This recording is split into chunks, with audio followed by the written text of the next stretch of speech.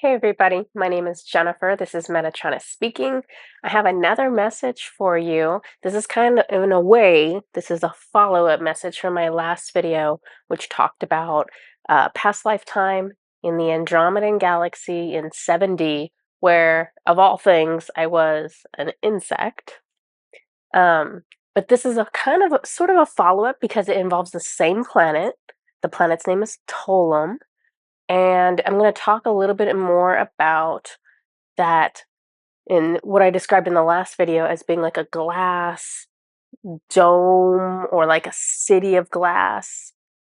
It's a crystal city is what I saw. Now I know that. Shoot. I wanted to show you guys something as an example, but I don't think I have it out on my desk right now. But you know what? I might just grab it for you guys anyways to show you. So Tolm, which is this Andromedan planet that I'm like really starting to see anything of, has a crystal city. So this is why a crystal city is important. I'm not even sure if I spell it out for you in my notes, so I'm just going to make sure I tell you here. So there are crystal cities. As far as I know, there's one crystal city per galaxy. He's validating. There's one crystal city per galaxy. So for the entire Andromedan galaxy, this planet of Tolm houses the crystal city. In the Milky Way galaxy, where we are, it is one of the Lyran planets. It is a planet, I don't know what humans call the planet, but they've told me the name is Eridus. And that is where the white lions are. And so these crystal cities, high level overview, just kind of general idea of what these are, why they are important. Crystal cities are kind of like massive buildings made of crystal with crystals inside of them. And the crystals are being used to absorb and accept energies from other planets and other galaxies. And they also have crystals that are being used to send or transmit signatures from that planet and from that galaxy to other places. So the reason that is necessary, okay, he's going to have me pull up a different set of notes I wasn't planning on pulling up.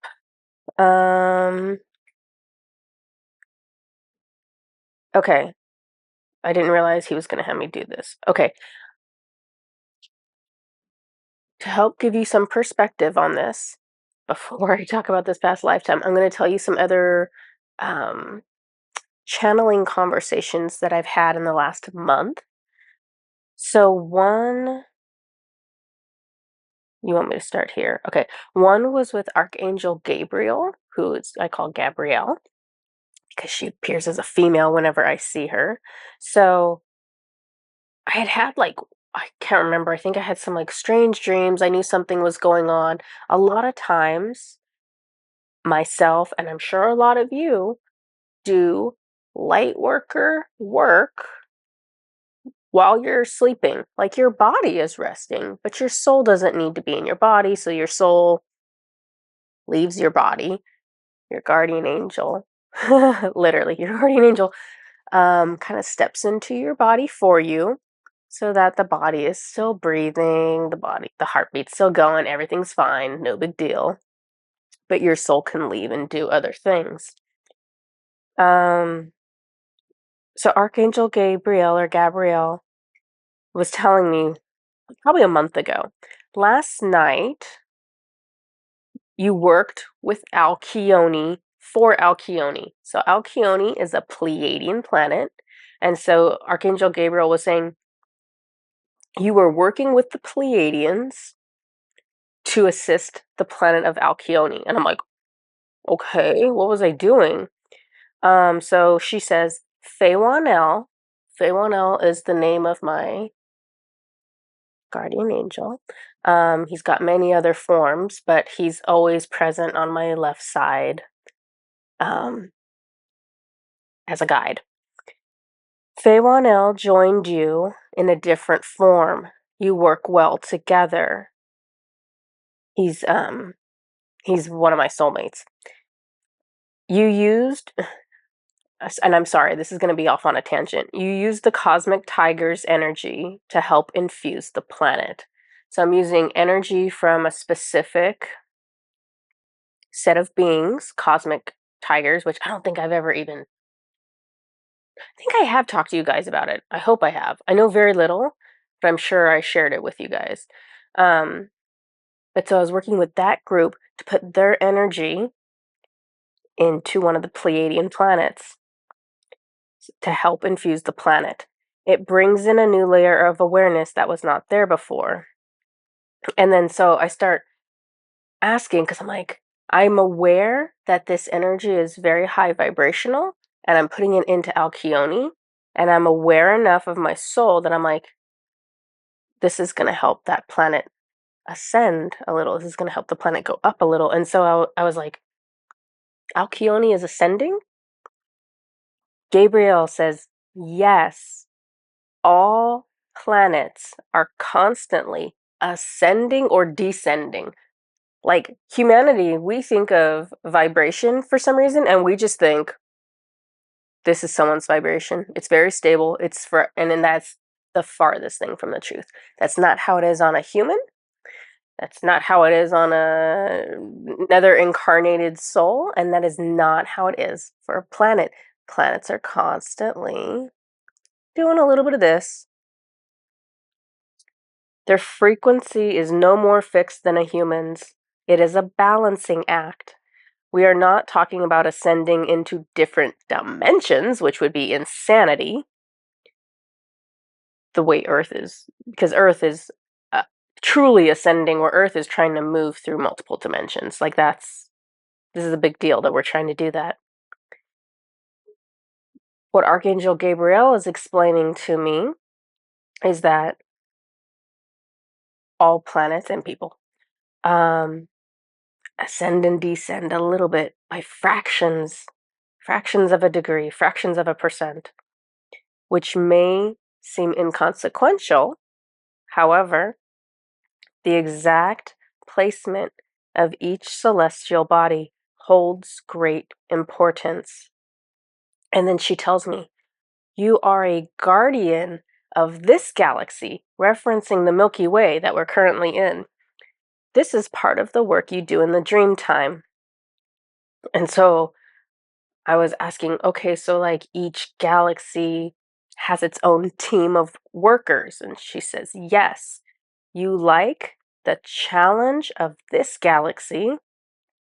It is the most difficult to balance because of Earth.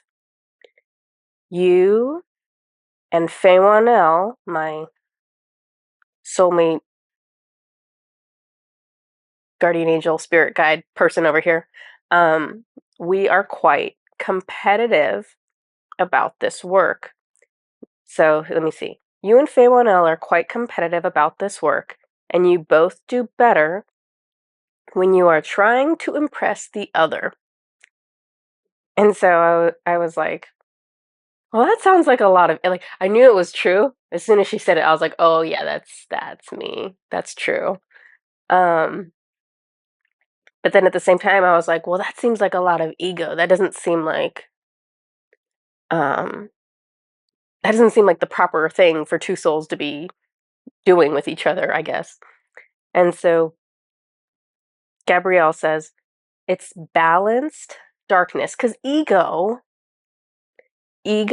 is associated with individual identity, with separation from others.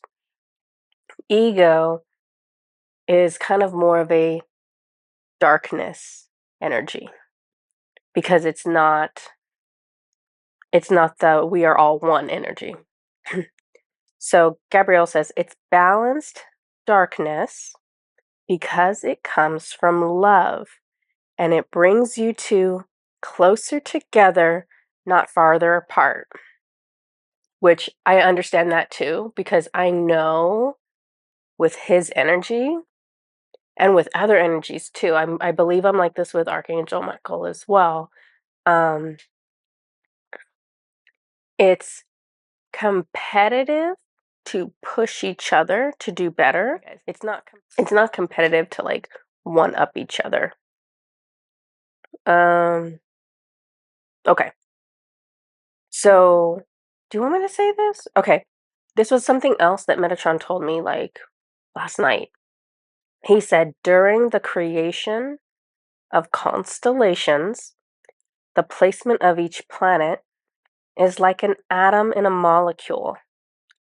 There are bonds between the planets, and the configuration of the constellation determines the energy of the constellation itself, just as molecular configuration determines functionality in like proteins in your body.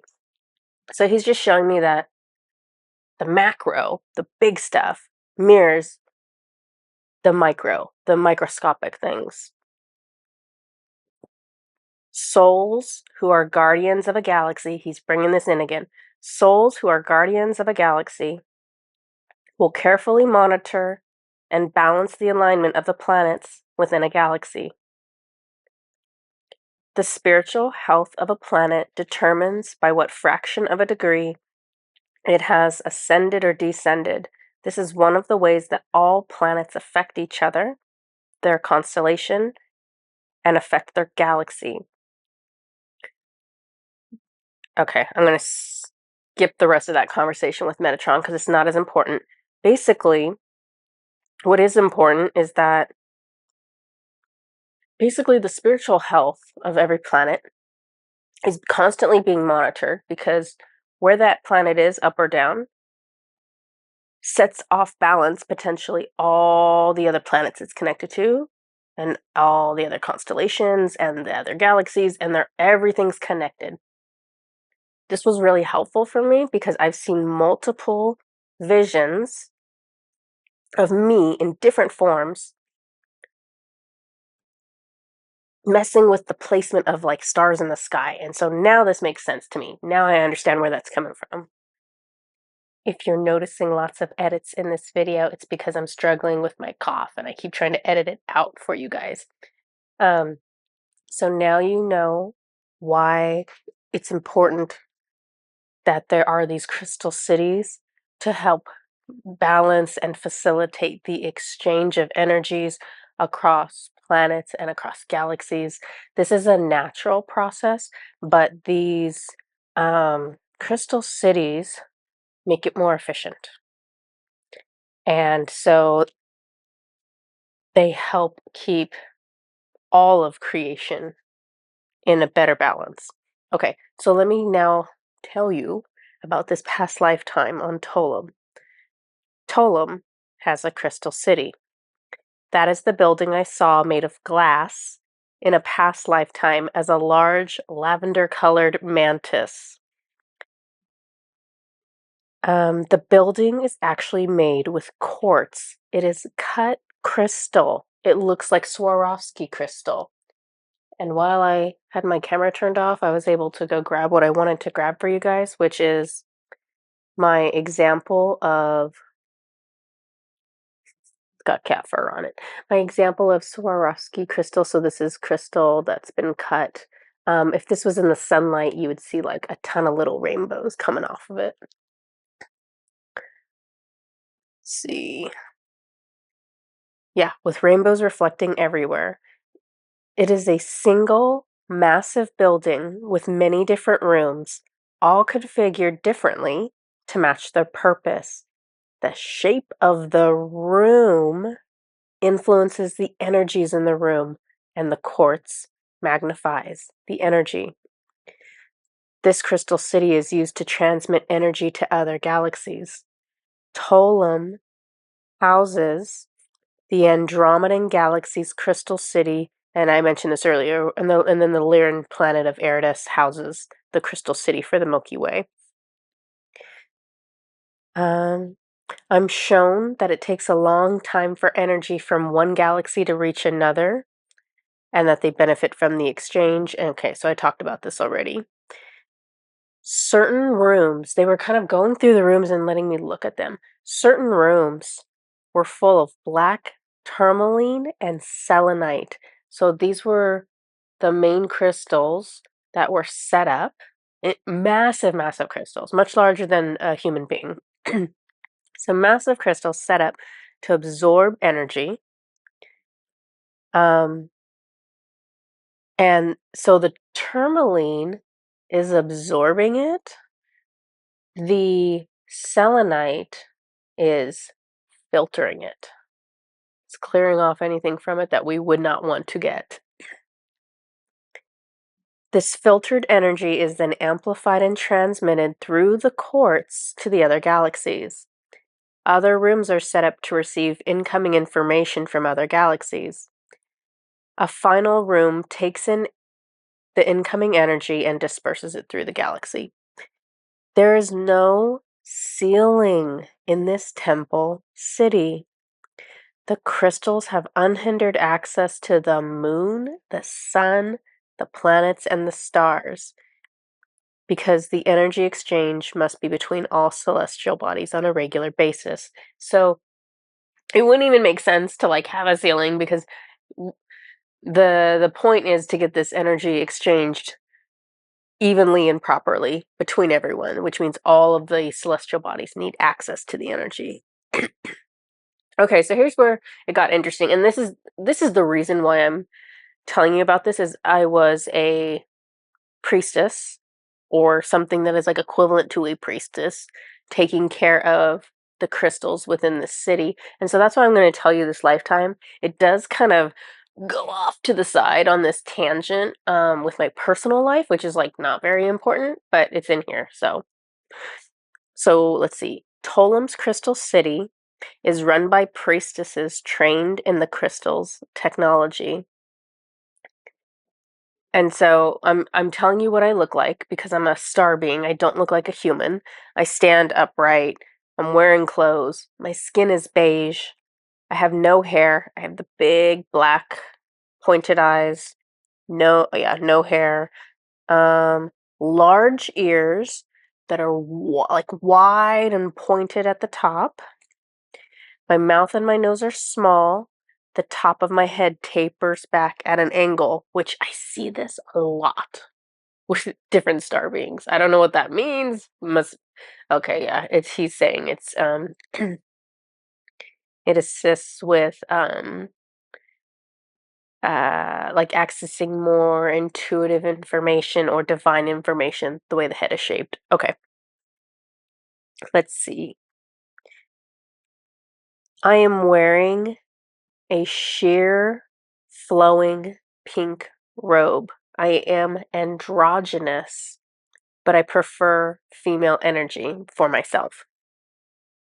I work with smaller crystals that fine-tune the purpose of each room. I'm speaking to them, magic phrases, and moving one hand above them. I do this one crystal at a time, like I am singing a lullaby to each child. I live here at the Crystal City. This is a lifetime assignment. Part of the day, I mentor teenagers who are potentially interested in this role when they get older. This is a quiet life, almost like being a monk. The day is filled with routines, and I love absorbing energies from the crystals throughout my day. Many priestesses work here. 1 week a month, we have free. I go into the forest on my free time to walk among the trees and moss. I touch the trees and transfer crystal energy to them that I have stored inside myself. It feels like my job to care for this forest, but I do it because it makes me happy. One day I walk deeper to the other side and I find another being who's the same race as myself. This being feels female at first, and I can also, because you can sense, you have to remember this is a 7D planet. There's no hiding who you are or what your energy is on a 7D planet, because everyone has developed their clear feeling enough that they just walk up and they can just feel each other's energy, and you know everything about that person very quickly. So I could tell from feeling the energy that this being was like a romantic match for me, or they were romantically interested in me. So her energy felt pleasant. And then sensing my preference in that lifetime, because I was, okay, we're both androgynous. I prefer female, and I preferred like having a partner who was male, and she knew that, and she didn't mind that, and so she switched her energy to male.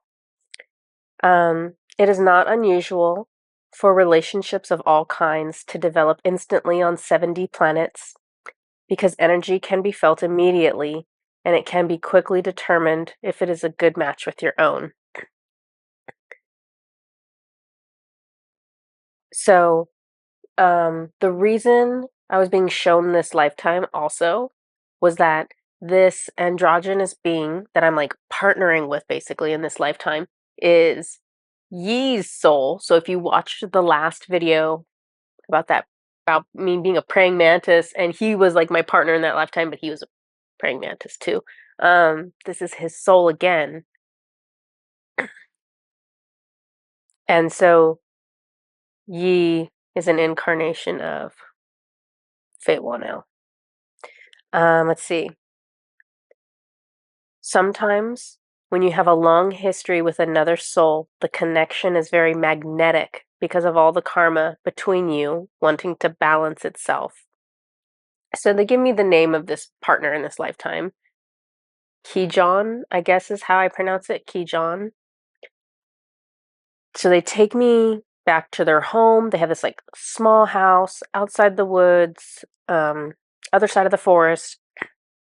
They have like they make wind chimes, and different kinds of things out of like the surrounding materials. They stay in male energy around me mostly, and I stay in female energy around them mostly.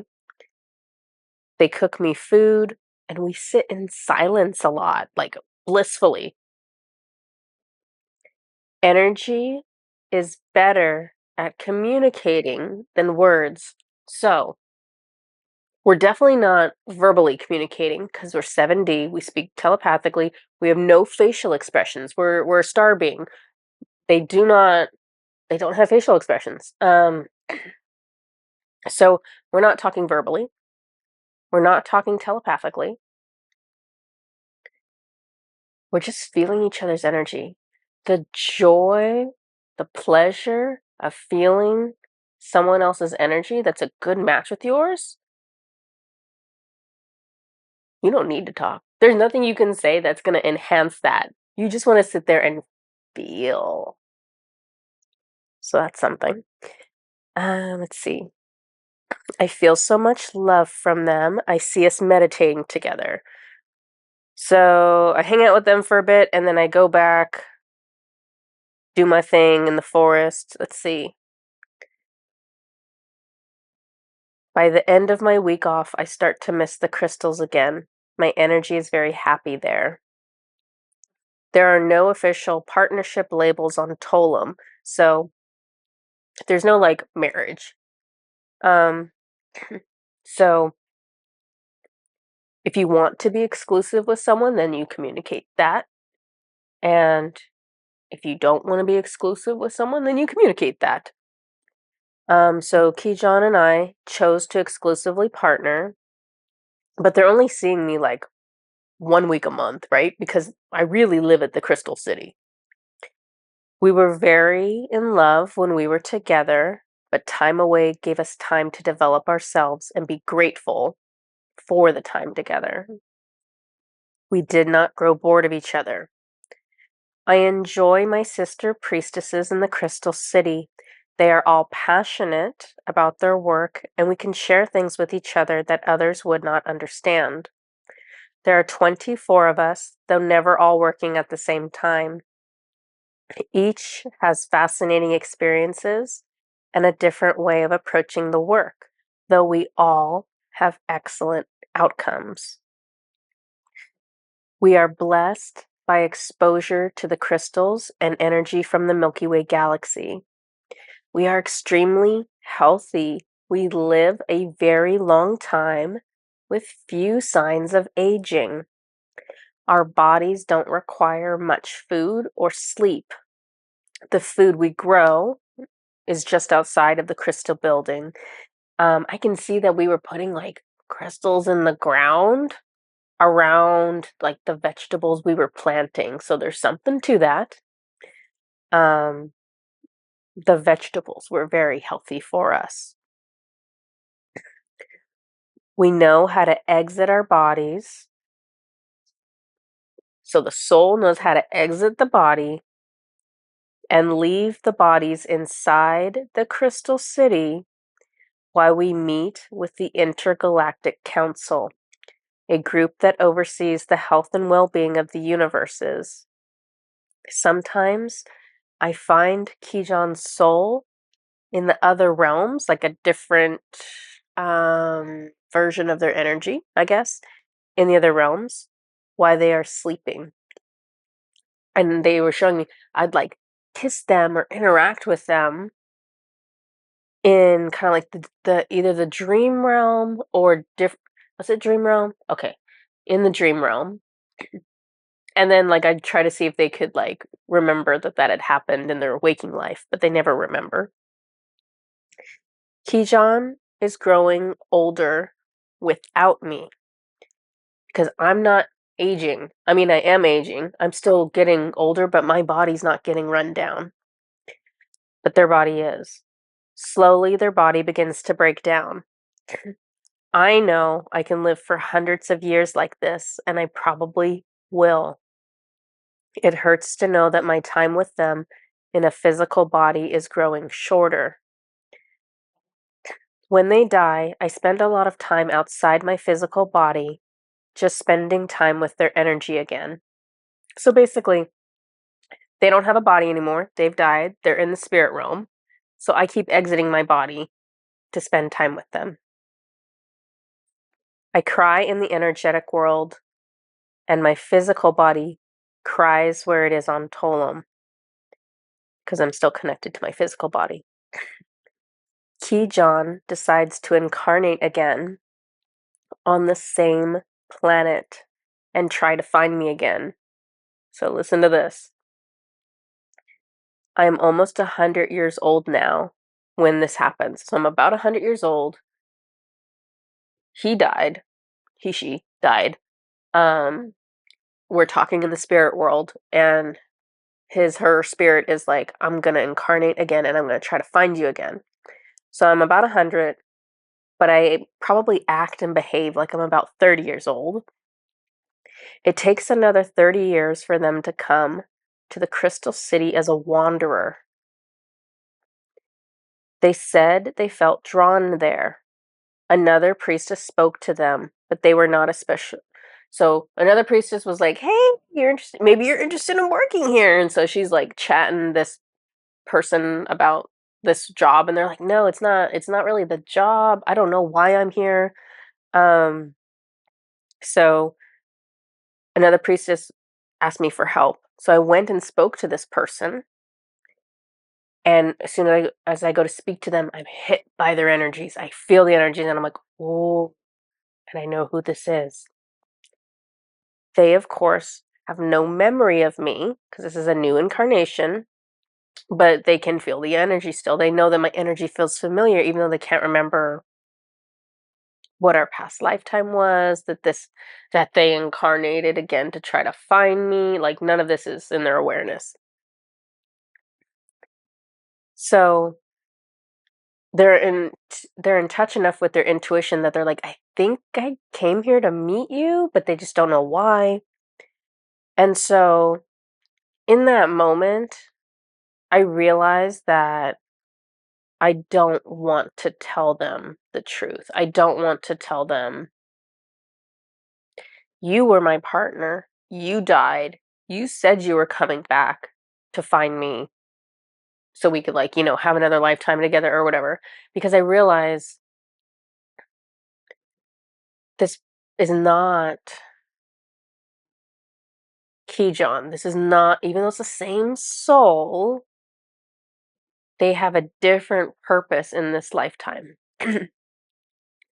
So I don't want to taint their choices. I don't share any past information.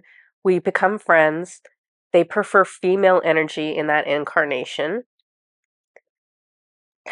I feel chemistry between us, but I'm like, if it's meant to be, then they'll feel that too. We end up being just friends. Um, it's really good to be around their energy, even though it's not the same exact personality. It's a little bit different.